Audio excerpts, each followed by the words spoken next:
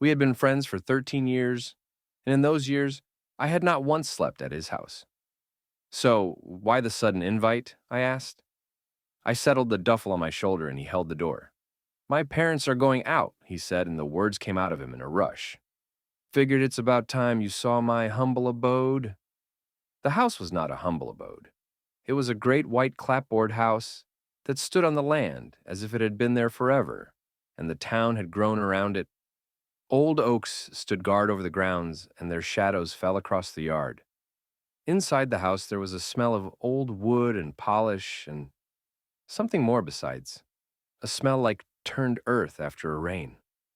His mother was a woman built of small bones, and she carried a frantic smile that did not touch her eyes.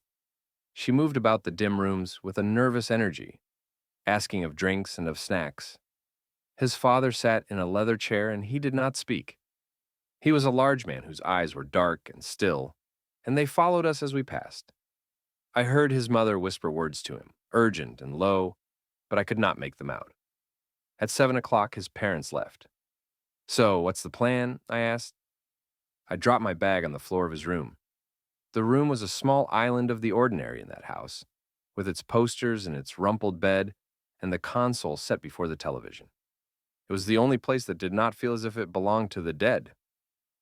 Pizza, video games, the usual, Leo said. He knelt and woke the machine.